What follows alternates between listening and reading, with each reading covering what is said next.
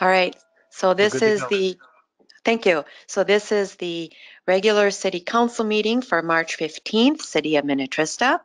And our first order of business is calling the meeting to order, which I'm doing right now. First order is the Pledge of Allegiance. Kathleen, would you like to say Pledge of Allegiance tonight? Sure. Thank you. I pledge allegiance to the flag of the United States of America and to the republic for which it stands, one nation, under God, indivisible, with liberty and justice for all. Thank you. So next, I'll do introductions and we'll do roll call with that. I'm Lisa Whalen, I'm the mayor. Also council members present, Ann McGregor. Here. Kathleen Refkin. Here. Pam Mortensen. Here. And let the record reflect that John Chumperlin is not here with us this evening. We'll move on to a staff. Administrator Mike Baroni. I'm here. Public Works Superintendent Gary Peters. Here. Chief of Police Paul Falls. I'm here. And Community Development Director David Abel. I am here. Finance Director Brian Grimm. Here. Thank you. And Director of Administration Ali Palfus. Here. Our City Clerk Chris Lindquist. I am here. And our engineers with WSB Allison Fauski. Here. And Adam Gadbois. Here. And our attorney this evening with Kennedy and Graven sitting in for Ron Beatty, Andrew Biggerstaff. Also here. Thank you. I think I got everybody, so we'll move on now. Approval of our agenda. There's one item that we will be adding to our consent agenda, so it will be consent agenda number G, and that is the letter of request for support from our fellow cities surrounding us for broadband internet support. With that, are there any other changes? And I don't know, I'm sorry, Chris or Ali, do you know the resolution number for that? I could add it into the minutes.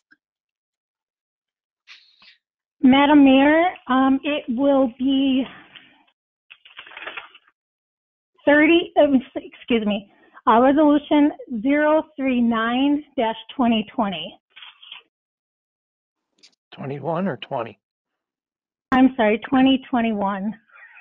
All right, thank you. Okay, so we're adding number G, which is resolution number 039-2021, and that's the letter that we read and agreed to in our work session regarding seeking support from fellow neighboring communities for broadband internet support. So is there any other additions to the agenda? All right, with that, then is there a motion to approve the agenda with that one addition? This is Kathleen, so moved. Thank you, Kathleen. Is there a second? I'll second. It's Pam. All right, Pam made that second. So all those in favor will signify with aye. Council members Kathleen Refkin. Aye. Ann McGregor. Aye. Pam Mortensen. Aye. And I vote aye.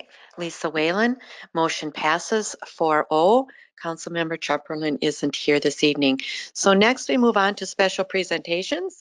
We have Chief Police Paul. Are you going to be giving us a public safety overview? I think. Yes, Madam Mayor, members of council, thank you. Tonight, this is going to be the 2020 annual report presentation, which I do every year. And there's obviously going to be a PowerPoint. I think you can all see that. So with that, I'll just get started. Just to mention real quick, this is just a very brief summary of the actual printed version of the annual report, which will be available fairly soon. So, and that'll also be posted on our city's website for review as well. So we can go ahead and move to the next slide. Mike's going to advance slides for me here tonight. This is just our mission statement, which is obviously part of the printed version of this, but our mission is very simple. It's to fight crime and promote safety. I just like to include this in the presentation for the public because I think it's important for people to understand why we're here. Mission statements are kind of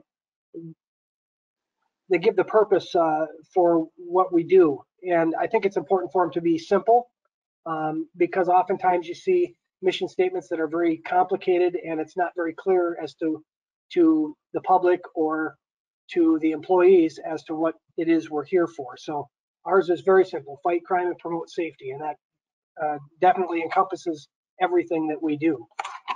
Next slide, please. As you're aware, 2020 has been a really historical year. It was a difficult year for everyone, the public, for staff, for a number of reasons. Mainly the COVID pandemic is just something that none of us have ever experienced before, and that had some very unforeseen. It presented a bunch of unforeseen challenges to the city and more specifically to the public safety department. So with that, I'm just going to go through the numbers relatively quick here. We'll have time for questions at the end, but in 2020, we had 5,678 incident complaint reports, or ICRs. So that is a decrease of 5.7% over 2019. With that said, that includes what I refer to as self-initiated activity. So for the police department, that means traffic stops. All traffic stops are self-initiated, warrant arrests, things like that. So despite the fact that COVID-19 pretty much brought to a halt all of that self-initiated activity, or at least brought it down to a bare minimum for the first several months of the pandemic, we're only down 5.7% over 2019. So I can assure you those numbers would be up drastically if the pandemic had not hit. And I guess I won't go too far into detail, but obviously the pandemic created all kinds of challenges with staffing and just the ability to be able to interact with people. So that's why that self-initiated piece was down so much, especially in the beginning when we really didn't know the complete effects of the virus and how it was spread and so on and so forth. So next slide.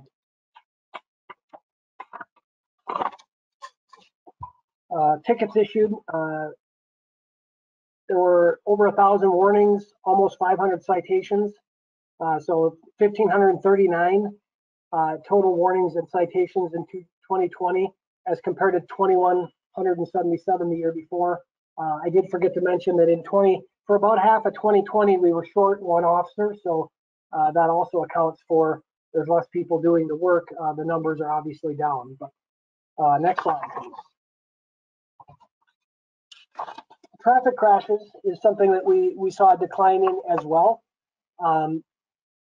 Although it's not as significant as you would think, given the fact that for the first several months of the pandemic on my way to work, Highway 7 was like a ghost town for at least the first couple of months. So despite the fact that traffic was down dramatically, we still had a pretty high level of crashes, including one fatal crash. Next slide, please. Arrests are down as well. No surprise there. Keep in mind that a lot of our arrests come from self-initiated activities. So we were 116 adult arrests in 2020 as compared to 138 in 19. And then 27 juvenile arrests in 2020 as compared to 26 in 2019. That's still a fairly high number given the fact that we've removed a lot of that self-initiated, the warrant arrests and some of the DWIs and things that were self-initiated. So that's a pretty significant number still. I will mention the civil fingerprints is a service that we provide to our residents. And normally we do lots of these every year, and we had to shut that service down, obviously, because of the pandemic. We didn't want the public coming into our building for things like basically non-essential services. and civil fingerprints would fall under that. We still did have to do the court-ordered fingerprints, which we don't have a choice. But we will be resuming civil fingerprints here very soon. Next slide. Criminal investigations is broken into two parts. Part one, crimes are the more serious, so that would be criminal sexual conduct, homicide would be in there, burglaries, aggravated assault, things like that. We had 74 part one crimes and 285 part two crimes, which would be the less serious stuff like theft and things like that, damage to property. That was down 8.4% from 2019. I do want to point out that our department clearance rate for closing criminal cases is 71%, which is a number I'm very proud of. I think staff has worked really hard at investigating cases in order to achieve a clearance rate of 71%.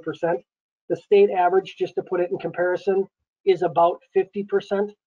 And then Hennepin County, that isn't the sheriff's department, that means all cities averaged in Hennepin County, is about 41%. So just to give that a little perspective, and to be fair to all the cities in Hennepin County, it's very hard to achieve a high criminal case clearance rate when you have large jurisdictions that have like a lot of retail and commercial properties, because you get a lot of shoplifting and thefts and things that makes it a lot more difficult to keep that really high clearance rate. But nonetheless, I would like to thank staff for their hard work in that area. Next slide, please. Drug Task Force, as you know, this is something that I'm very proud of, that we were able to become part of again after many years. As you can see by the numbers, there is an absolute need for this. The effects of this definitely spill into our community and do affect our residents. And so our Drug Task Force is doing everything they can to combat this. And as you can see by the numbers, I won't go through each of these individually, but 2020, again, I don't want to overstate COVID, but COVID shut down a lot of the operations, which I have never seen in my career of almost 30 years. I've never seen anything shut down to that extent. And so even despite the fact that these agents were for months doing surveillance details and things, and not as actively involved in search warrants and things because of the pandemic, the numbers for 2020, as you can see, are still very, very high. And I'll point out specifically, methamphetamine is on the right, third one from the bottom, 428 pounds of methamphetamine. That is an incredibly high number. 300, just over 300 pounds of that was the result of one search warrant by our Drug Task Force, which either was very close to or is a state record for one search warrant. So again, great work by the task force. This is something that we just couldn't do on our own, so I'm very happy we're part of that. So our communities are all so much better off because all this stuff has been removed from the streets. Next slide. SWAT team, not a lot to report there. We did have 3 SWAT team callouts in 2020, which was the same as 2019. This is something that, the SWAT team is a culmination of, it's a multi-jurisdictional team consisting of Minnetrista, West Hennepin, Orono, South Lake, and Wayzata police departments. There are currently 16 officers on that team. Minnetrista, we have 3 officers on the SWAT team. And the beauty of that is each of these officers on the SWAT team receive additional or more in-depth training in the areas of SWAT operations. And so they carry that training and that expertise back to their departments. And so in the beginning, the SWAT team, it seemed that they would get called out more often. And we're seeing that a lot of the events just don't really need the full call out, but because most of these SWAT team members are working in the communities around, they're able to resolve matters just by being on duty at the same time, and they go and handle them. So again, another good example of multi-jurisdictional collaboration here. Next slide, please.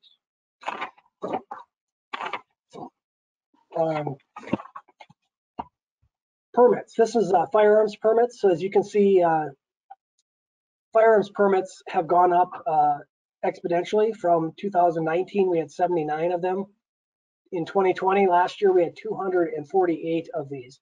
So this is a trend that we're seeing. I think 2021 is going to be very, very high as well. And this does take quite a bit of staff time because it requires background checks, and which is a pretty detailed process for staff to go through. So we completed 248 of those. That's one of the few numbers that we saw go up in 2020.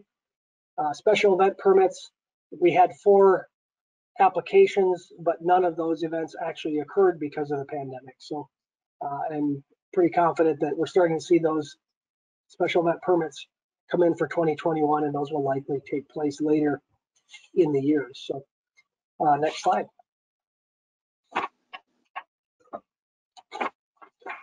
Volunteer reserves, we only have a couple of reserves, and quite frankly, they put in very few hours due to the pandemic, just because of health concerns, and we didn't want to put volunteers at undue risk.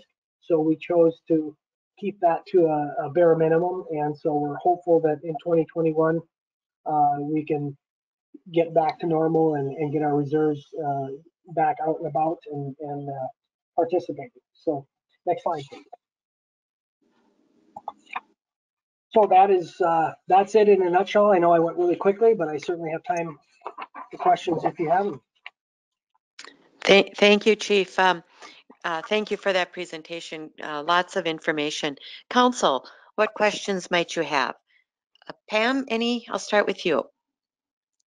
No, great job, and congratulate the staff for what they did. It was a tough year, so we appreciate all that they have done.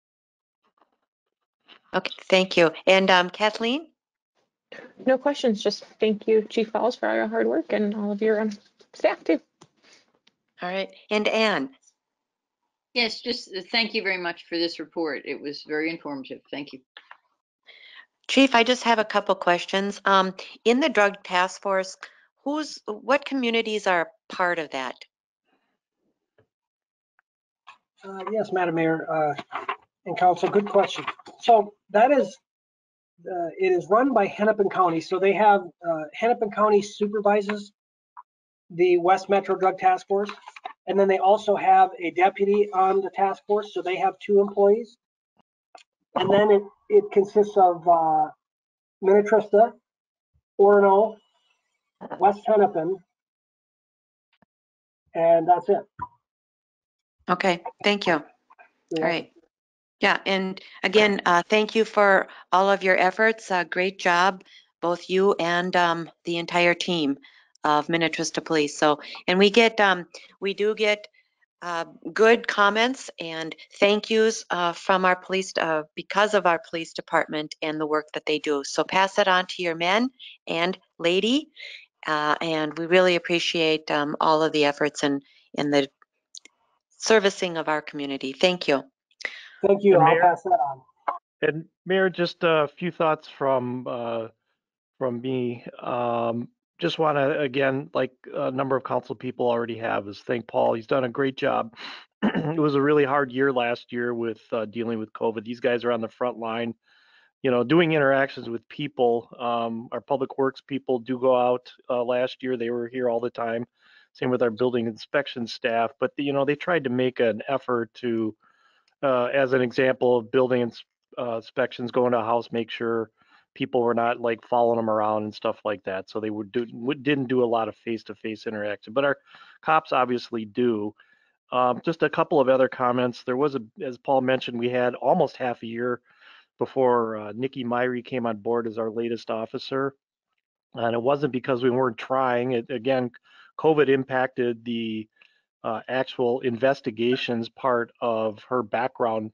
There was just a lot of people missing from work in March and April as we tried to go through that. So there were delays in getting her here. So it wasn't through any fault of his own that he had one less person. That process started in December, and it took almost 6 months to get her on board. And just so you know also about the SWAT team, different than the drug task force where we actually donate or embed an officer into the drug task force and they don't do any other work except the drug task force. The folks that are on our SWAT team, they just do that in addition to their regular patrol duties or whatever duties they have as a police officer. So that's not something they're assigned to, and that's all they do. They do their regular jobs besides SWAT. And just a overall comment, we have a very stable and steady veteran department. Paul does a great job setting the tone over there. And so I think I've been here since 2009. I think we've had 2 officers leave. That's almost unheard of in most metro police departments. There's usually a lot more turnover than that. And that has to do with the fact that Paul and his command staff does a great job, and we got some really, really good officers. So just want to make those few comments before we move on to the next item on our agenda. Yeah, thank you. Good comments. All right. Next, we have persons to be heard. Mike, did you receive any emails that you need to read? Mayor, I did not. All right. And I don't believe we have anybody on a call that wishes to speak or address the council, but I'll give it 1 minute here. Anybody wishing to address the council? I don't Okay. see anybody on the call that's not related to staff or council on this call. Or on All this. right. Right. Okay. So we'll move on to consent agenda items. Are there any you wish to remove? All right. Otherwise, they consist of A, approve our work session meeting minutes from March 1st, 2021. B is approve our city council regular meeting minutes from March 21st, 2021. C is a resolution to approve claims. D is a resolution to approve step increase for Jack Strauss, who is a public works maintenance worker. E is a resolution to approve status change and market increase for Ali Polfus, Director of Administration. F is a resolution to accept improvements and authorize final payment for the 2020 MSA Street Improvement Project, Halsted Drive. And then G is resolution number 039-2021, the letter of support to communities, neighboring communities. Is there a motion to approve consent agenda items A through G? Kathleen, so So moved. moved. Okay, Kathleen made that motion and Pam seconded. Thank you. All those in favor, any questions? All those in favor will signify with aye. Kathleen, Aye. Pam, Aye. Ann, Aye. and I vote aye. Lisa Whalen, motion passes 4-0. Public hearings, we have none, so we'll move on to our business items. We have our first business item is a resolution to approve professional services agreement for risk and resilience assessment and emergency response plan. I believe that's Allison Fauski. Yes, Madam Mayor. Thank you very much. Mayor Whalen, members of council, a little background on this. In October of 2018, America's Water Infrastructure Act was approved. And this act requires cities that serve over 3,300 people to prepare a risk and resilience assessment followed by an emergency response plan. This is a mandate that was not provided with any funding. And due to the scope of work necessary to complete these 2 items, WSP proposes to complete the work on behalf of the city. If authorized, WSP will begin work on the risk and resilience assessment first, which is used to determine if there's a potential for the city's water system to be at risk. So you would say risks such as natural acts or directed or malevolent acts. So once these risks are identified, the city's monitoring practices and operations and maintenance would then be evaluated to determine if there's any capital or operational needs that would be necessary in order to minimize or mitigate any of those risks. This information would then be submitted by the June 30th, 2021 deadline. Once that risk and resilience assessment is completed, work on the emergency response plan can begin. And that's developed with some input from the Public Works Department because this component includes response procedures as well as mitigation and detection strategies. So it's very important to have that close input with the Public Works Department to ensure that what would be put in that plan is consistent and executable by the Public Works Department.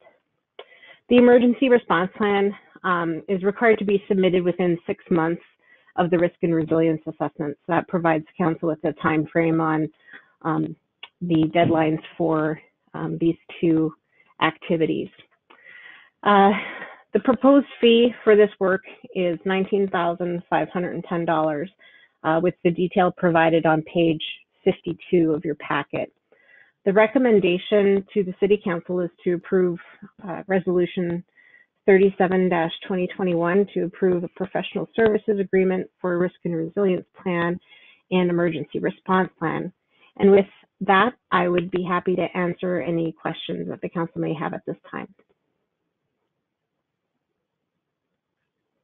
Hi, this is Ann. Hi, Ann.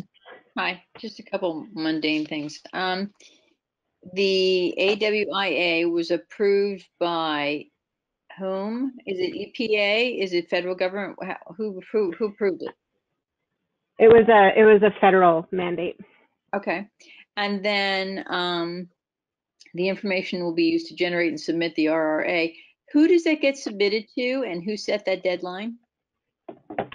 I believe the deadline was set by the federal government, and I believe, I'm just going to check here. I believe in Minnesota let's see, I think we submit it to the EPA, the Environmental Protection Agency. Okay, well, good. Thank you.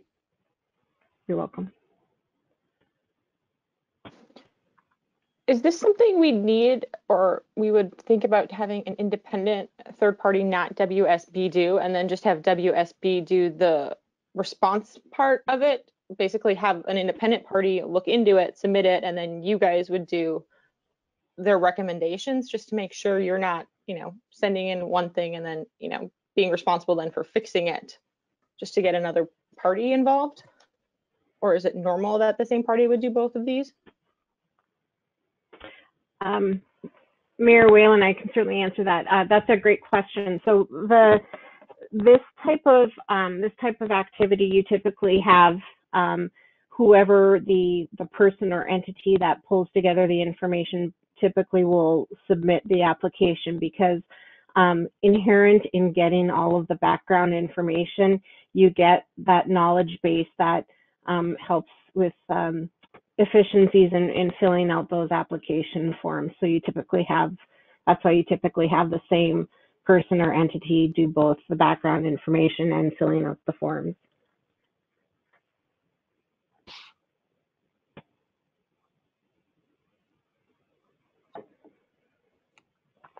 The forms being the ERP?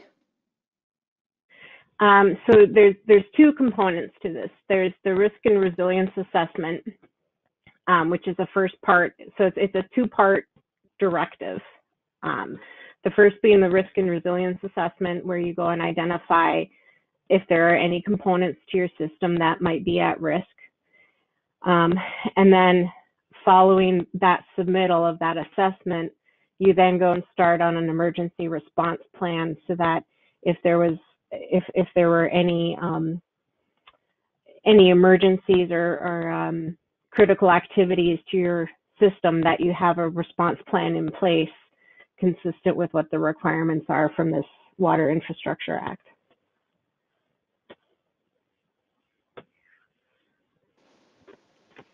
And I guess there's no concern about having WSB do both parts of that versus having a third party do the RRA. They submit it, and then you guys act on what they recommend, and then what the EPA tells us needs to be acted on. Sure. I guess another way of seeing it is that your risk and resilience assessment is identifying the potential issues. Is what are the concerns, and the response plan is providing an action or a call to action, or the answer to the questions that are that arise during the risk and resilience assessment. And so that's why they would typically go hand in hand. I'm not aware of how other communities are doing it. I would be surprised if you had two different entities do one do the assessment and another one do the plan, because there's so much data and institutional knowledge in the risk and resilience assessment that carries over to the emergency response plan.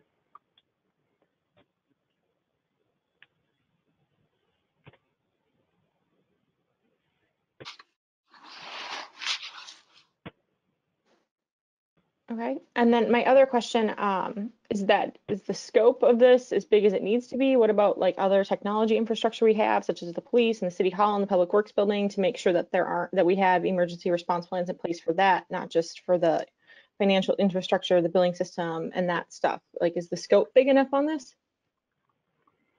So that's another great question. So I did talk to Gary before getting this proposal together and bringing it to council to make sure that what we were looking at from scope of services wasn't a duplicate effort of something that was already in place. And, we'll certainly take a look at what the city already has in place for some of these response procedures.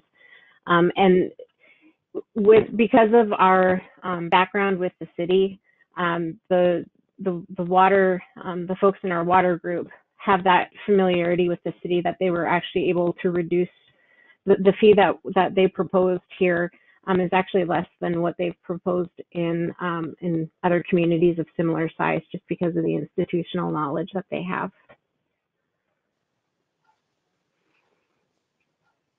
Okay. Any follow-up questions, Kathleen?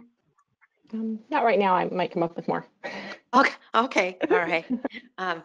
So if I'm understanding you correctly, Ms. Fauski, is that you're saying because so I guess maybe two questions. Because you know our system quite well, you would be able to, there's not as much input to create this this report as if we hired somebody else to come in, because they'd have to get up to speed on all of the infrastructure and things like that you already have knowledge of. Is that correct? Yeah, that'd be a fair summary. I would say that they probably reduced a couple days worth of work off of the proposal because of that knowledge base. Okay, and then the other thing is, have you done these reports for other communities where you can use a lot of the same things on those reports? So there's maybe some kind of a savings in numbers, if you will, in terms of, if you've done it before, so you kind of know what's going on, you kind of know what has to go in, and maybe you can use verbiage and or reports from other communities that can benefit us as well, and so you don't have to spend quite as much time. Is there any savings like that? Madam Mayor, that's another great point. So while I don't have a list of other communities that WSB is preparing the risk and resilience assessment and emergency response plan for, there's certainly efficiencies with being familiar with what the components are for the assessment and for the plan. And as you stated, looking at that there's other communities that could carry over to Minnetrista, and those efficiencies are input into the fee that they proposed on. I mean, we certainly will look for cost saving measures as we move along, but provided that fee to the council as our best, as our estimate for what effort it would require to complete these two, the assessment and the plan. Okay, and these are not to exceed fees, so this would be the maximum amount. That's correct. Okay, and then maybe a real quick question to Brian. These fees would come out of the water fund, correct?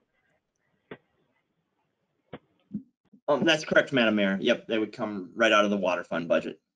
All right, thank you. All right, Kathleen, have you thought of any other questions or comments?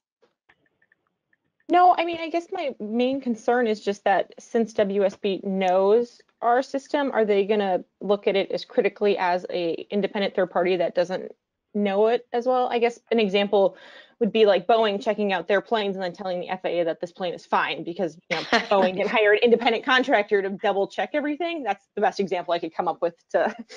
That's my concern. Is just do we need an independent party that hasn't watched us put in all these processes to make sure that everything is how it should be?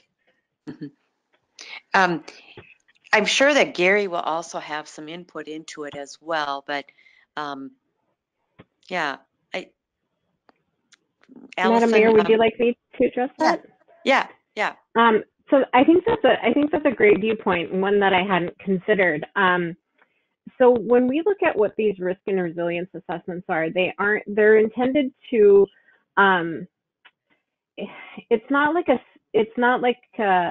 safety checklist of, to use Councilmember Refkin's analogy of a plane, in order to, you're not looking to try to, certainly not circumvent any process, but the whole idea of the risk and resilience assessment is to take a look at the facility and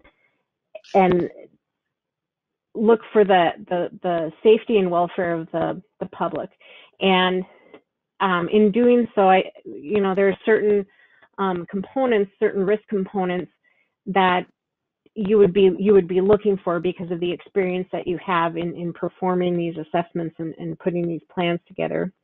So I think that's a good perspective to take a look at, but I think this is a little bit of a different approach to it, in that you look at, you typically look at this as what inputs are you at risk for in a water system, and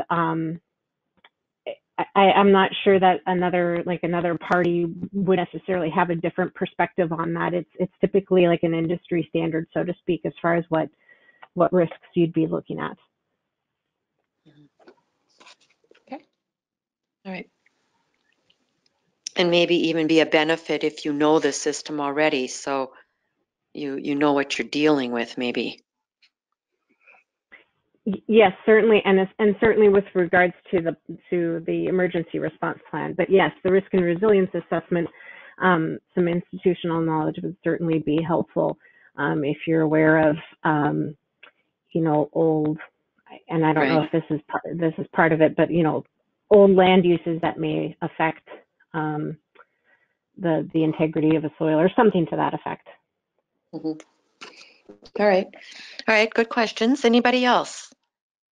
This is Pam. Is this to be done yearly now?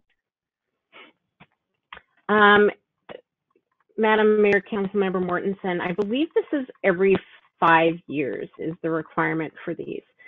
So now I don't know. Let's see. I think I have that in every 5 years is when these come around. So depending on what the federal government comes up with as far as the components for the assessment and the plan, if at 5 years from now, unless something in the requirements significantly changed, or unless there's some significant changes in the city's infrastructure and how things are run, I wouldn't anticipate it being as large of an effort as it is this first time around. Okay. And then once this is all done, who does, let's say there is something that needs to be done, who does the follow-up to make sure that is done? Is there somebody that comes out to inspect it? That's a great question. So the assessment and the plan are both submitted to the US EPA. And I don't know that they necessarily do an audit to come through and look at them. What they're simply looking for acknowledgement from communities that provide drinking water that you have taken a look at your system to evaluate these things and get a plan in place. I don't know that they really would come out and audit in a situation such as this. Okay. All right. Anyone else? Anne? No, nothing else. Thank you. All right. And Kathleen? Oh, nothing else. Okay. So with that, Do I have a motion to approve professional services agreement for a risk and resilience assessment and an emergency response plan with WSB, our city engineer? This is Ann, so moved. Thank you, Ann. Is there a second? I'll second it. It's Pam. All right, thank you, Pam. So motion has been made by Councilmember McGregor and seconded by Councilmember Mortensen. All those in favor signify with aye. I will vote aye. Lisa Whalen. Council members: Ann McGregor, Aye. Kathleen Refkin, Aye. Pam Mortensen. Aye. Motion passes 4-0. So next we move on to also, this is Allison Fauski, professional services agreement for completion of the municipal separate storm sewer system. That's MS4. Allison. Thank you, Madam Mayor, and that's certainly a mouthful. So this item, the Municipal Separate Storm Sewer System, or MS4, it's from the Minnesota Pollution Control Agency. It was in November of 2020, the Pollution Control Agency released this application for MS4s for this permit. The MS4 permit authorizes the city to discharge water from pipes and stormwater management features, and the permit is based on the requirements from the U.S. Clean Water Act. So you had the federal government pass legislation through the U.S. Clean Water Act, and you have the Minnesota Pollution Control Agency that's the responsible state-level agency for the permitting necessary to meet these requirements. So statewide, cities with current MS4 permits, including Minnetrista, these permits were originally set to expire in 2018. However, the release of this application for resubmittal was delayed because the Minnesota Pollution Control Agency was working quite a bit with municipalities, counties, across the gamut, folks that have to get these permits. There were some questions and concerns regarding some of the new requirements, and I'll touch on that a little bit late in a moment here. So due to the amount of work and expertise necessary to complete this application, it's proposed that WSB complete the work on behalf of the city.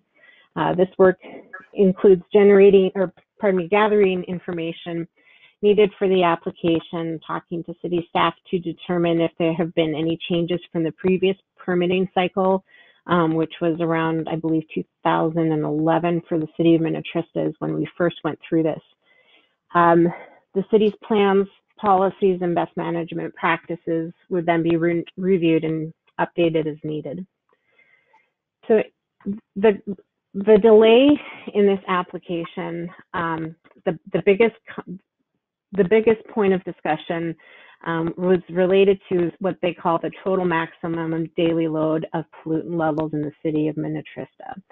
And what that is it basically is the state saying, okay, city of Minnetrista, you can have X number of pounds of phosphorus discharging from your city.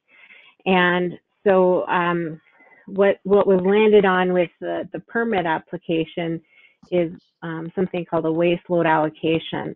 And in determining these waste load allocations, there's some additional work that goes into this permit that was not necessary in the last permit cycle that the city went through.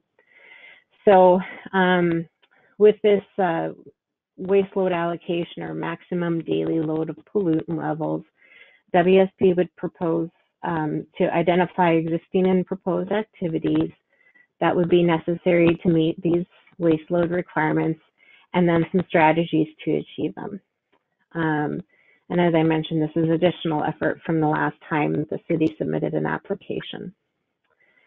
The other component of this type of permit is once this MS4 application is complete, we anticipate a separate proposal and fee to update the city's stormwater pollution prevention program. And the reason being is that until the MS4 application is complete, and all the work that's gone into it, the information gathered, the actual scope of that stormwater pollution prevention program update won't be known. So it wasn't prudent to put in a proposal to the city or include that at this time, because we simply didn't know what work was necessary, and we didn't want to take a guess and have to come back to the council and update a proposal. So we opted to not include that with this proposal at this time.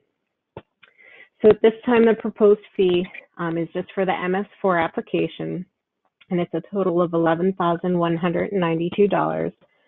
And the details of that fee is provided on pages 57 and 58 of your packet. The recommendation is for the council to approve Resolution 38-2021, approving professional services agreement for support services for the completion of the Municipal Separate Storm Sewer System Part 2 application for reauthorization. And with that, I would be happy to answer any questions that the council has. I do have a question, Allison. In order to determine the WLA, do you have to do a citywide analysis then to determine what we're currently discharging, or if we meet our current waste load allocation? That's a great question. So, you would take a look at the areas of the city where they drain, what the land use is on them. The land use is the biggest component when you look at waste load allocations. Right. Right. So that would be, and that is kind of the high level understanding of the waste load allocation. The ins and outs of intricacies of those models, I'm not familiar with. Yeah, they just model it. And then so the TMDL, do they determine, has those numbers changed over the years or gotten lower? I mean, do we know, or are they going to be the same? I don't know what Minnetrista's allocations are. And certainly if we're, if we start looking at a model and saying, well, wait a minute, the current, waste load or total maximum daily load is a significant gap on what you want the city to achieve. We need to have a discussion, and that's certainly something that we can look at, facilitate on behalf of the city. I'm not sure what the city's limits are and how they vary from year to year. And that's certainly part of the process with this, is to identify where the gaps are and then what the plan would be to try to meet those requirements. Well, another concern I have is depending on the model that they used, so there's different methods of modeling, and if you use a different modeling method than was done before, you might come up with significantly different numbers. And so, and also if they're using a different modeling system, so are you going to be using the same modeling system as they use to determine our WLA? Otherwise, we might be far apart. I can certainly follow up with the council and provide reassurance that, we would certainly be looking at a model that would be comparable, because we don't want to have a model that's done to the detriment to the city. We want to make sure that we're consistent with that. I'm just looking through the proposal to see if they identify the modeling software that would be used and if that matches what's in the guidance that the MPCA provided. It's not sticking out at me, and I can certainly follow up with the council to just provide that as it's just an information important. point. I just think it's important that we use the same modeling system as they do, because if we use a different one, our numbers might not correlate. You know what I'm saying? They might come up a lot higher or a lot lower than what their numbers are. So, yeah. Okay. Anybody else have questions? And this is Ann. Okay. It's a simple question. Somewhere in this, it talks about how there's a requirement for putting out education. Is that education to the public? Who's the education to? Yes. It's to the public. Oh, that's And where does that come from? The Madam Mayor, LLC? that's correct. It comes from the city. Now we can meet part of that requirement through the watersheds. John might be one to ask, but so it used to be that and we also put out in our newsletters at times, we add some information in that. And if we do the newsletter, an article in our newsletter, that's we've met one of the requirements. But also if we participate in any educational programs through the watersheds, that can also meet the requirements. So that's one thing we could ask John, if the watershed is doing any educational pieces, and as a member of the Pioneer Sarah Creek, for instance, if they're doing it, we get a credit for it as well. Same with MCWD. If they're doing some educational components, we could potentially take credit for some of that as well too. Okay, thank you. Okay. Allison, did you need to add anything? I would just like to add as well with the education component, there is a education training component that goes with the Public Works Department on an annual basis as part of this, as part of your NPDS permit. And Yes. it's good practice, it's best practices. Yep. Right. Yeah. And they've done different things over the past, I know too. So I think they're probably compliant. Well, let's hope so. All right. Okay. So if there's no other questions or comments, do I have a motion to approve Resolution 038 2021, which is approving the professional service agreement for support services for the completion of our MS4 Part 2 application? This is Kathleen. So moved. Thank you, Kathleen. Is there a second? This is Dan, I'll second. Okay, thank you, Ann. So a motion has been made by Kathleen Refkin and seconded by Ann McGregor. All those in favor will signify with aye. Ann? Aye. Kathleen? Aye. Pam? Aye. And I vote aye. Lisa, motion passes 4-0. So now we'll move on to our next one, which is the purchase of pumps for Lift Station 12. I believe that's Gary. Yes, it is, Madam Mayor, Council. As you may remember, on Thursday, the 25th of February of this year, we had a catastrophic failure of Pump 2 at Lift 12 by the boat launch on Halstead Avenue.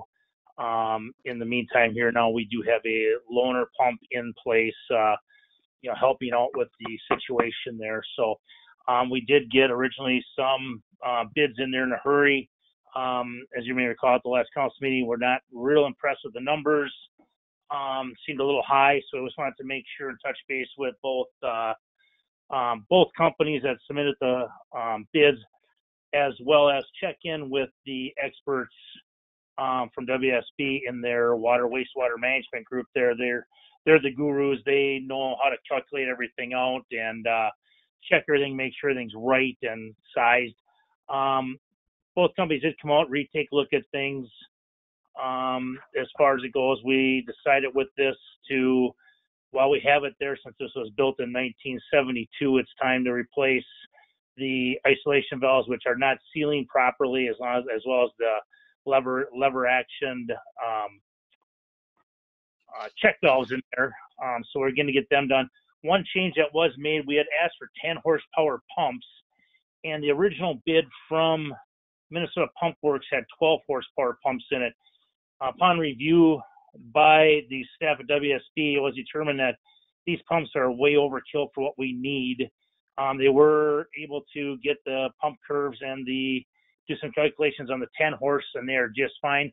We could have went down to 7.5 horsepower pumps and saved a little more money, but on their recommendation to keep the pumping rate closest to what it can be now, and for future use, it was best to stay with the 10 horse pumps.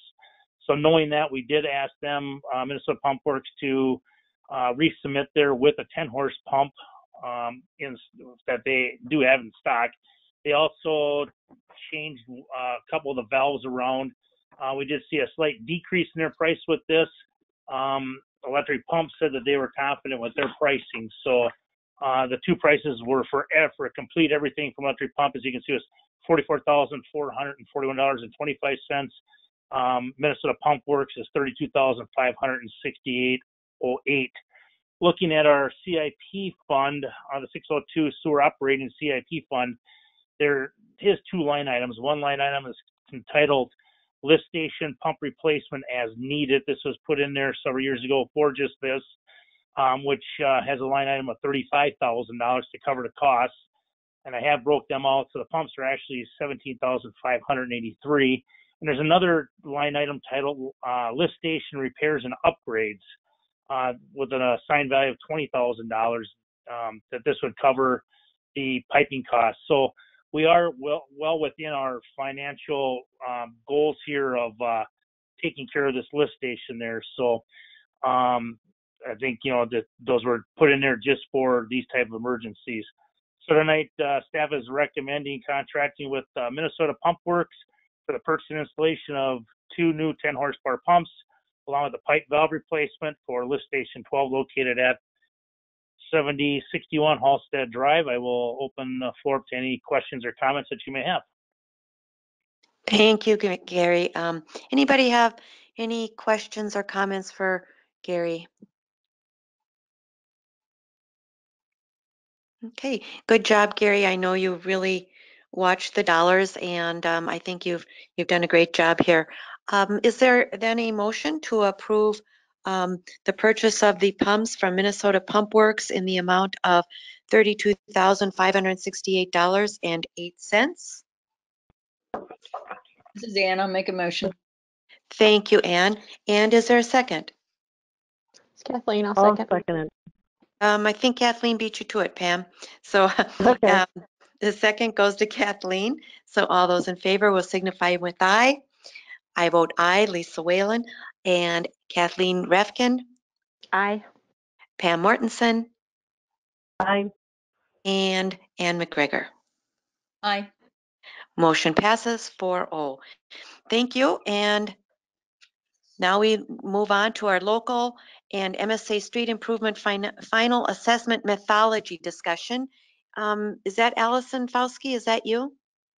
Or Yes, well, Madam Mayor, I think Adam Gadbois and I would like to split this up. If it's all right with you and the council, what I recommend is have Adam lead the discussion with the council regarding the local portion, and then once that discussion is complete, I can pick up and start the discussion on Sunnyfield, if that's all right with you. okay, thank you. Mr. Gadbois. Yes, thank you, Madam Mayor. We'll give Allison a breather after all the talking earlier. This is bringing back a discussion topic that the council will recall we spoke about at the February 16th City Council meeting, where we brought the plans and specifications for approval to the council. At that meeting, we also discussed that as we finalize the designs, we update the estimated engineer's estimate. And we were noticing that the storm sewer improvement costs were quite a bit higher than what we had estimated in the feasibility report. You'll see they're about $277,000 as compared to $203,000. And as the council is aware, based on the city's assessment policy, these costs would be transferred to the assessable properties at 50%. Below is a table just providing a summary for each area. You've got the first column showing the feasibility estimated unit assessment. The middle column is what we're estimating at now pre-bid.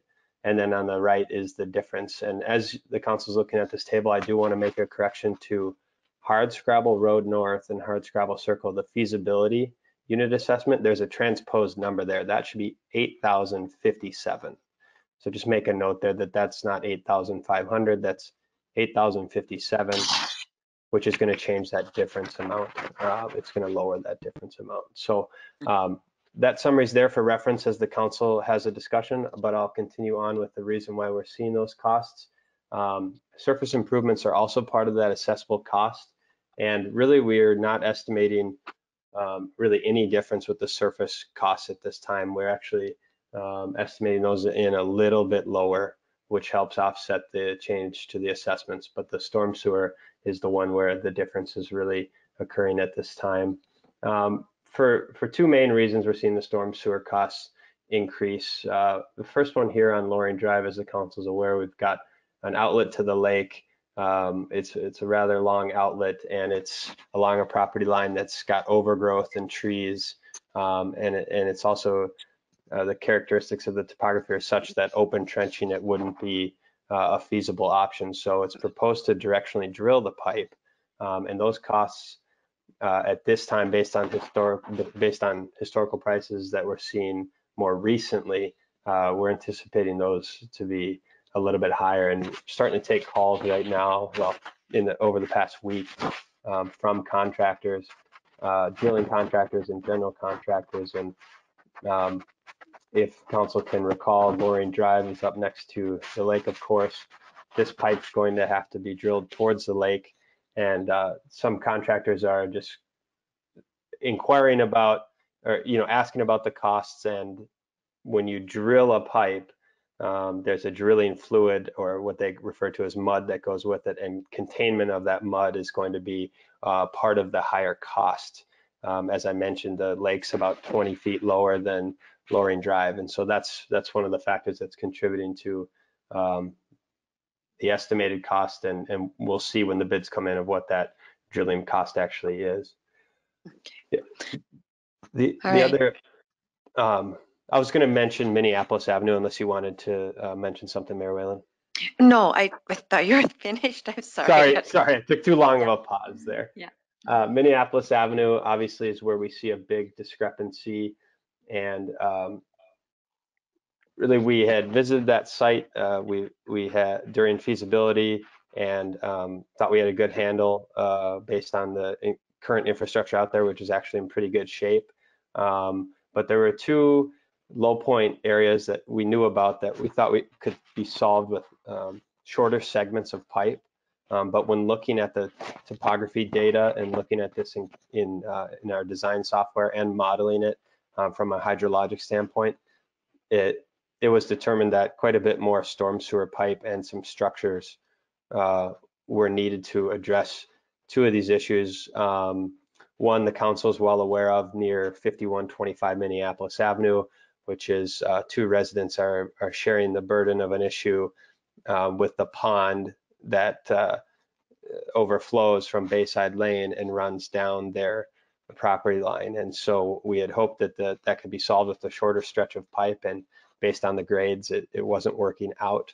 But we absolutely want to take care of that issue and stop the surface water from damaging those two properties. And then there's a pretty low point on 5061 that I recall from working with the builder who had just built a home there a year and a half ago. And we basically said, hey, we're going to get to this issue. And we thought that we could address it again with a crossing pipe. But when we got into final design, which it does mention in the feasibility report that we needed to look at that further, it actually required, due to existing pipe grades, us to extend more pipe. So it's really the amount of pipe that has to go on the ground is what is increasing the cost on Minneapolis Avenue. The other areas are less different than estimated in the feasibility report. The Hardscrabble Road area is, as I mentioned earlier, is about $400 different, and it's lower, so it's in the right direction, I guess, for the residents. And that's because, again, we thought we had to do some rain gardens, but in working with the watershed district, we found a less expensive solution.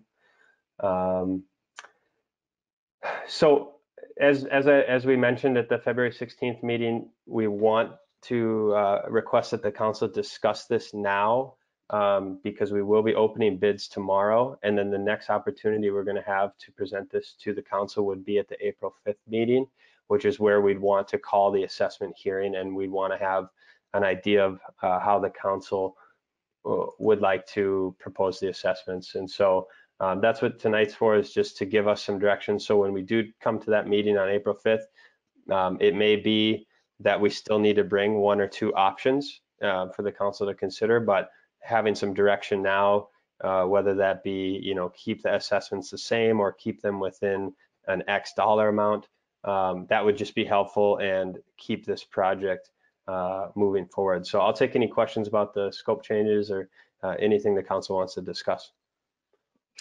Thank you, Adam. Council,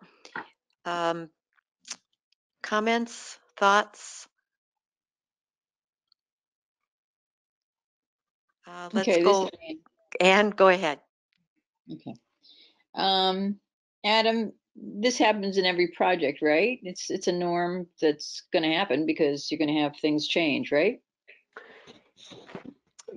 Usually things like this change from feasibility to final design. You factor in a contingency with the estimates, but the contingency doesn't always cover you. And unfortunately, in this case, that's what happened.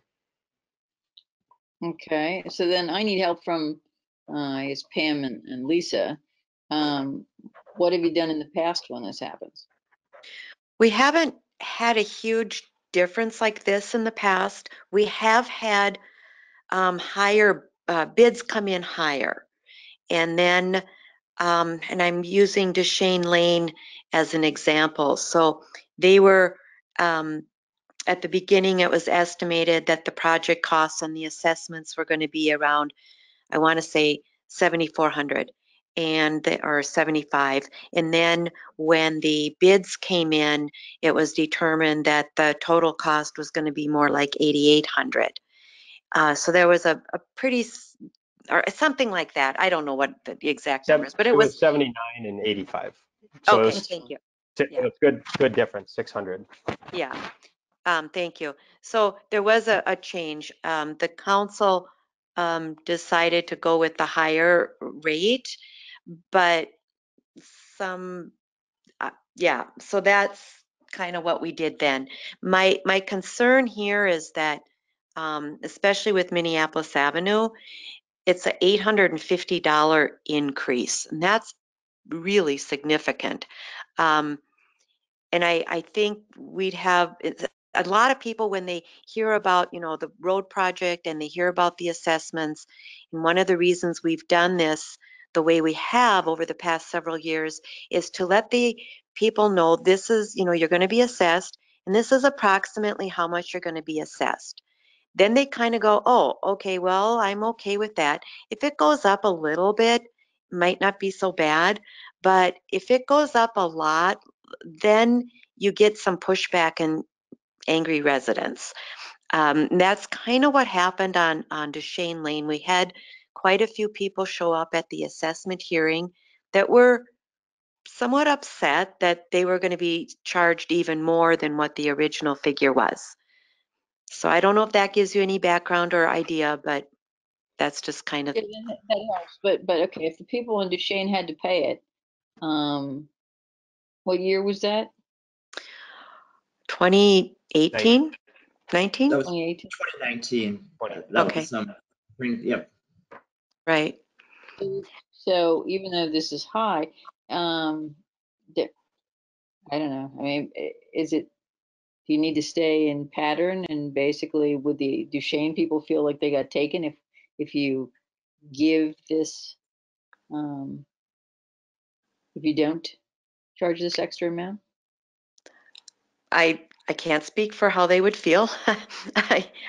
Madam Mayor, maybe I guess the way I look at this is more of a good update by WSP in a FYI, but just like Adam just said, the on the Duchesne one, until you actually get the bids in, I mean, this is a good update based on their pre-bid estimated unit assessments, but the storm sewer work is sort of going to drive the cost, and if there's going to be additional costs and our policies to assess 50/50, I mean, $800 more for Minneapolis, I don't think is unreasonable to ask. And when you look at that, their per unit assessment compared with the 8,500 for Duchesne and Oxio Connect, like last year was about 7,800 for Shady, Lakeview, Margaret.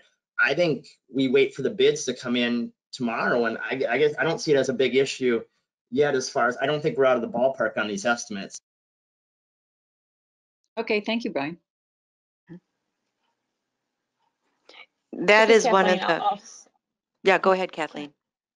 I was just gonna say I agree with Ann and Brian. We wait for the bids, and you know, to maintain consistency, if we do 50-50, that's what we do.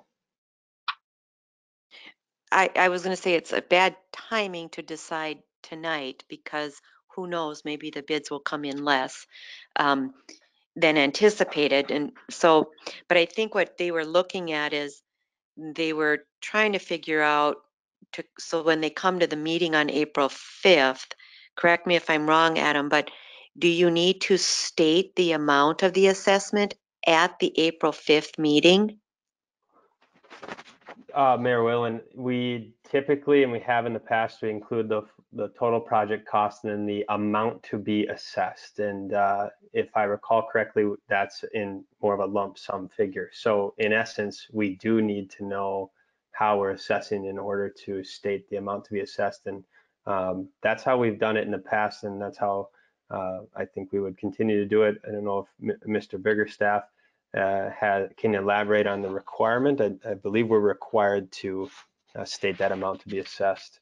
Okay, but do we need to state that amount at the meeting or prior to the meeting? Or do we need to state the amount in the letter that we send out to the residents for the assessment hearing? I believe a letter has to go out, and that letter has to specifically state what the assessment is, and it cannot be higher than what that letter states. Is that correct, Andrew? Yeah, Madam Mayor, I'm sorry, is this the assessment or improvement hearing that we're talking about? It would just This be is calling the assessment hearing. in April 5th, yeah, calling the assessment hearing. Okay. I think that what you're talking about, Madam Mayor, is at the improvement hearing we need to provide notice as well as the methodology for the assessment. But I'm just trying to look at the statute real quick just to make sure I give you good information. So if you want to give me 1 second, I can answer your question, I think. Sure. And I could add to Mayor Whalen, I pulled up last year's resolution, and so we declared the total amount there. We did not in the resolution state what the individual assessments were, just the total amount to be assessed. Okay, and that met all of the legal requirements. Mm-hmm. Okay, so when do you tell them how much? Do you have to do that in their letter that you send them? That would be, we do provide it in the letter that's sent, and then of course at the assessment hearing, which would be on May 3rd. Okay, and that's what I was saying is, so the letter that goes out to all the residents who are being assessed, they're sent a letter saying you're going to be getting this assessment and this is the amount of the assessment. I think you have to put the individual amount of the assessment in that letter to them. I think by statute you have to, but I could be wrong. No, Madam Mayor, you're correct on that. Yep. Okay. The 2-week mail notice prior to the assessment hearing must include the individual assessments. Yep. Okay. And we get that letter out usually right after the calling of the assessment hearing. So even though we may not need it on April 5th, what the council's decision would be, we'd want it soon after so we could get those letters up and out. So I think what we're trying to get at is we can make that decision then on April 5th, and then you can insert those numbers into those letters. Yeah, we will just have to state in the resolution we bring calling the assessment hearing what that total assessment number is going to be at the April 5th meeting. And so if you wanted to go down after that based on conversation, I believe at the 5th, then it could go down. Yes. Yeah, it can go down, it just can't go up. Right. Yeah. Okay. So, and all council members are bringing up a good point. The bids are coming in tomorrow, and Mr. Grimm mentioned, we just wanted to try to get in front of this and get ready to have that discussion, pending how the bids come in. Okay. All right. So we won't need to make that decision tonight. So I think I'll just ask, are there any other questions or comments? I think this, Pam, maintaining consistency is important, and I agree with everything else said. All right. Okay, so we'll bring it back on the 5th. All right, we're good? Yes, thank you. All right. So with that, then you said there's a second part to this, and that's the mythology for interest, I believe. Yes, Madam Mayor. If I may, just a brief summary. For the Sunnyfield project, in talking with Finance Director Grimm, the preliminary interest rate for the project would be approximately 1.25%, plus 2% debt issuance, which is in line with past practice. So we would be looking at a total interest rate for this project on a preliminary scale of 3.25%. The preliminary assessment amount for West Tonka Public Schools for the properties identified within the project area would be $220,280, which is 40% of the estimated surface and storm sewer costs. So if the assessment terms were to be 3.25% for 20 years, a total of $76,363.73 in interest would be paid over the life of the assessment. The council may recall that at the February 1st public hearing for the Sunnyfield Road project, an email from West Tonka Public Schools Superintendent Kevin Borg was provided, and we've also included it in page 102 of tonight's packet. In his email, Superintendent Borg asks the City Council to consider waiving the interest on the assessment. So to facilitate and assist with the Council with tonight's discussion, Finance Director Grimm was kind enough to prepare calculations of the assessment payments based at 3.25, 2.25, 1.25, and 1%, and those can be found on pages 103 to 106 of the packet.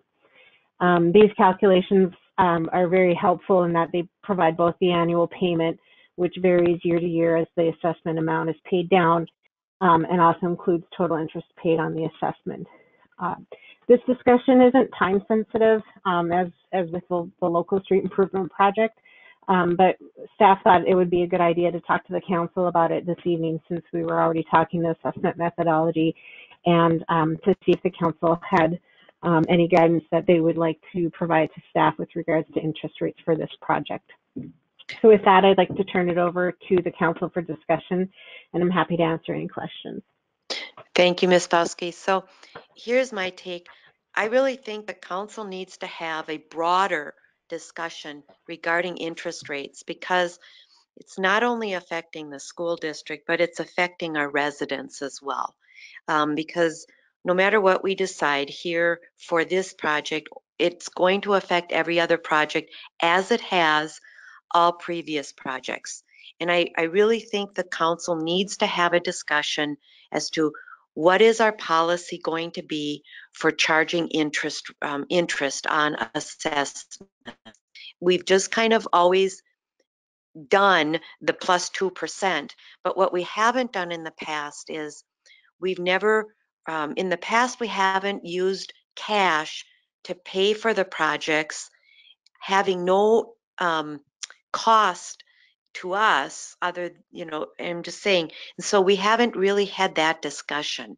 And I think we should have that discussion because it may also affect hardscrabble, Loring, all of those other roads that we're doing in this year, along with future roads. What do we want to have the interest methodology to be? Not the assessment methodology, but the interest. How do we want to handle that? And I think it needs to be part of our policy rather than just saying this is how we're going to do it. Council, where do you stand on this? Okay, this is Ann. I have lots of questions. Okay, go ahead, Pam. You go first. Oh, okay. I was just going to say, being this isn't time sensitive, I think it warrants, further discussion to see, what type of policy we want to set up. Ann? Okay. Now, in Kevin's letter, he says it's his understanding that the city used MSA dollars for the Sunnyfield Road project and will not need to bond for the project. Is that true? That's correct. Okay. So why are we charging interest? Good question. And that's been the question that we have had by other residents on other assessments. And again, I'm just going to use the Duchesne one because that was the one that comes to mind. They also had asked to have the interest either deflected or reduced, and the council said no. And they said, well, wait a second, you're not borrowing the money, so why do we have to pay interest on money that you're not borrowing? And there's some discussion that needs to be had about that. Maybe we only charge what the going rate is rather than adding 2%. That, I think, was sticking in their craw a bit. Why are we being charged 2% over and above what the current rate is that you would pay, which you didn't pay for borrowing money? Does that, and so that's the question I think that the council needs to answer. Yeah, and I think, Madam Mayor, I think when we've talked about it in the past, I think is it a fair delineation just because one project's a little larger and it might hit the tipping point where you need to bond for it, to say it's a 1 million versus a 500,000? Is it fair to not charge interest on the one and charge interest or interest plus 2% or whatever you want to do on one versus the other? And I think that's something the council, I guess, can decide. But I think in order to consistency, I think we've it's not just, we're still paying cash, and once that cash is gone, you're going to potentially have to issue debt again. So, it's no different than if, as far as whether we have to issue debt this time or the next time, there's a cost of money, cost of doing business, and how do you account for that? And that was my point. Maybe there's a cost of doing business, but is it 2% above whatever the going rate might be should you borrow money? That's the question. So it's just, I think it's something that the council needs to discuss and actually incorporate into our assessment policy. Okay, Brian, question for you. What if we don't? Okay, so we're paying cash right now, and so we wouldn't issue it, but then you're saying to be consistent, once we go have debt again, we're going to have to again, right? Am I going down the right path? Yeah, that's basically what I'm saying. Is just because we've been able to up our tax levy and what we're levying for road maintenance, which is good. We're making headway and progress on roads, but because this project is something we can handle just with internal cash and tax levy, but the next project we might have to bond for, is it fair? I guess almost the flip side to the mayor's point, is it fair to charge a lower interest rate or a different interest rate, or on the one that you have to bond for, but not charge an interest rate on something that you're able to fund internally? Okay, and was the 2% an algorithm that was used to come up with that 2%, or where'd that come from? The 2% is more, and I think the 2% became a bigger issue when interest rates were like 3 and 4%. You were adding 2% to make it 5 or 6, but now when it's 1 1.25, I mean it's to cover sort of the carrying costs and any guard against delinquencies and things like that, is why and there is when there's debt issuance, there is cost of issuing debt. So the 2% was sort of to factor in all those type of factors that go along with doing a accessible street project. Okay, and is this like a mortgage? Once you,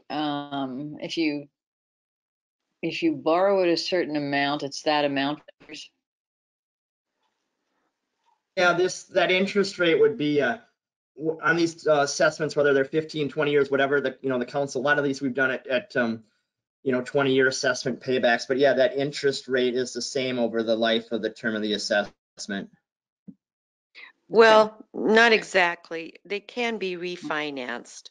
And there have been times where we have refinanced them because interest rates have gone down. So there's certain time frames in which you can refinance. So maybe you can't refinance for the first 3 years or the first 4 years or whatever the bond issue is. But then after that, you can call them and you can refinance them. We've done that with City Hall, for instance. That's just one, for instance. We did that with, we've done it on a number of different projects. Of course, when interest rates are much lower, that's the thing to do. I mean, that's only logical and smart thing to do. Yeah, and I guess I thought the question was more, does the interest rate on the assessment change to the property owners, and that once it's locked in, it's locked in. But yeah, we have as a city, like a lot of times after 8 years, you can call or refinance a bond or pay down a portion on it. Is the way a lot of our debt is structured. Okay, okay. So the property owner still has to pay the same amount, but the city is getting a bit of refinancing. Right. Correct. Potentially, yeah, down the road, yep. I think, so my question here maybe to the council is, I think since this isn't, we don't have to necessarily determine this tonight, I'm just wondering if we shouldn't get some more information and put it on a work session, maybe even at the April 5th work session, to talk about it and mull it through and hash it out and figure out what is the best and the fairest way to do it. Is that, we can do it tonight if you want. I'm not sure that we have all of the information though that we might potentially need. Let me ask Okay. Ann, what do you think about that? Let's go to the April 5th workshop and hash it out. And in between, Brian, I'll give you a whole bunch of questions. That's good. Yeah. All right. Kathleen, are you okay with that? Yeah, I'm fine waiting. I'm sure John probably has some comments on it as well, so it would make sense to wait till he's available. Yeah, good point. And Pam, you're okay with that? Yes. Okay, so we'll move this to the April 5th work session. And yes, if you have questions, send them to Brian beforehand so that he can gather that information and share it with everybody. So, all right. So we're not going to make any decisions on that tonight. So that concludes our business items. And we'll move on to administrative items, staff reports. Mr. Baroni.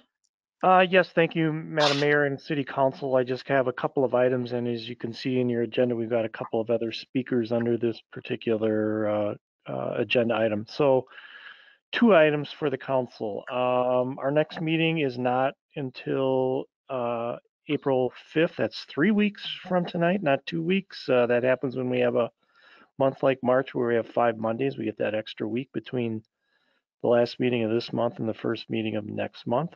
And then the other item that I have is just a quick update on our water tower that's under construction. So did get an email from Chad Katzenberger at SEH. He said that the tank fabrication was completed at the vendor's plant. I believe it's Indiana. Don't quote me on that, but Indiana or Kentucky or someplace like that. But the tank fabrication has been completed. SEH does send somebody down there to monitor that on our behalf, obviously, so we can see what's being done as they process that tank on a daily basis. The bowl pieces will be shipped to the site in the next 2 to 3 weeks, and with the tank assembly probably starting sometime in early to mid-April. So you'll start to see some more movement, and we'll reinstitute our monthly meetings. I don't know exactly when those will be, but we have progress meetings that'll take place probably in April as well. And so with that, I'm gonna turn it over to Allie for a couple items, and then Brian has one item. Just real quick, Mr. Roney, is the project on schedule and on Yes. budget? Okay. I believe great. both. Okay, great. Thank you. Yep. Thank you, Mike, Mr. Baroni. I just have a few items as well. I received an email from Minnesota Management and Budget that our pay equity report that was approved by the City Council and submitted in late January meets the compliance requirements of the state, so that's good news. The Personnel Committee is meeting on Wednesday to discuss Mr. Baroni's performance review. From there, we will be meeting in a closed session at the next meeting on April 5th to discuss with Council. I was also going to discuss the items in your info packet, but we went over those in the work session. So that is all I have. Thank you, Ms. Paulfus. Okay, Finance Director, Brian Grimm. Yes, Madam Mayor and Council, so did put on there middle of last week that I wanted to give a recycling day update, and we've had some discussions internally as well as with the city of Mound, and I think everyone is in agreement and excited to announce at least a date right now of May 8th for recycling day with pretty standard hours. I think we're going to do the 8 a.m. to 3 p.m. or something similar to that. And I guess keep an eye on the website for any additional flyers, information as further details, but it should be pretty similar to previous years. And I think we're glad to be able to provide that service again for our residents again here in May. It sounds like from when Don Muchko, who's in charge of it, to talk to a lot of the vendors that do it, they're starting to hear and see other cities providing this service again. So it's good to be back in the recycling day business. So. Okay, thank you, Mr. Grimm. All right, any other staff reports or any questions? Council of Staff, All right, this is Ann. go ahead. The Gillespie Center, they got down to 3,000 in their checking account and had to take some money out of the bank, but donations are on track and are looking good, and they have a good number of rentals for April, May, and June coming in for a variety of events, weddings and such. They said that people can complete community service requirement there. They don't want violent crimes, but other than that, they can do that. And they're looking for donations of books, games, greeting cards, and they have a number of ideas for fundraisers that actually look like a lot of fun. So that's it for me. Great, thank you. Kathleen, anything? Nope, nothing to report. All right, and Pam?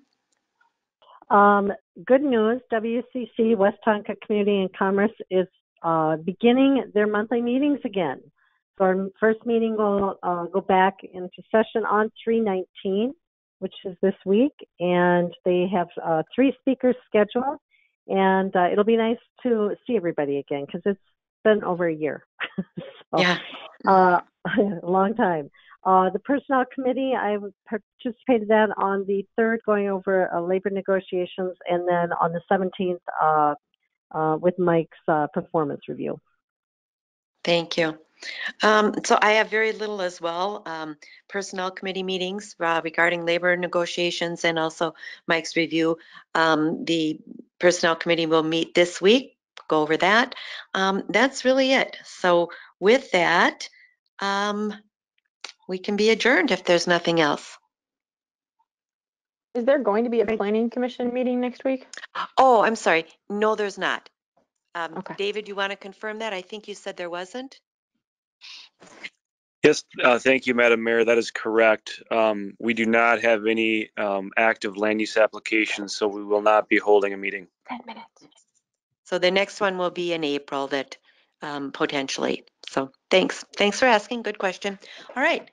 With that, is there a motion to adjourn? So moved. This is Pam. Thank you, Pam. Second. And Kathleen seconded that. So all those in favor will signify with aye. Ann? Aye. Kathleen? Aye. And Pam? Aye. And I vote aye. Lisa, motion passes 4-0. Thank you very much. Good meeting, good comments, good questions. We'll see you in 3 or talk to you in 3 weeks.